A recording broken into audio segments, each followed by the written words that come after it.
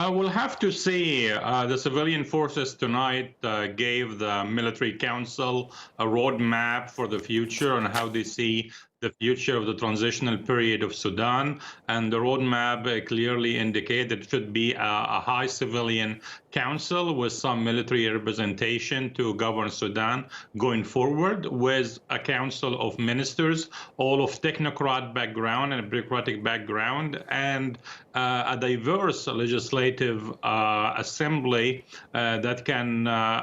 does the legislation for Sudan going forward during this transitional period. At the same time, all the civilian forces, after they handed this roadmap to the military council, they froze all kind of negotiation going forward with the military council until they respond to these demands. My understanding is the military council will have no choice but to respond to it, because the civilian forces had announced a 1 million-man march tomorrow to pressure the military council to go ahead with these demands. In addition, they are threatening a nationwide strike to force the military council to adhere to this demand. There is some concern for the civilian forces that their revolution could be hijacked by what we call the counter-revolution forces in the Middle East, particularly from Egypt, Saudi Arabia, and UAE, and they are trying everything in their power to push the military into the people's side and not into these forces' side.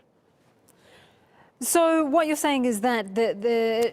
well, I'm not going to put words in your mouth, but do you think that the two sides then are getting closer to not an agreement, but perhaps the next step here? Because as you say, the standoff can't keep going, especially if protesters are organising a 1 million-man march.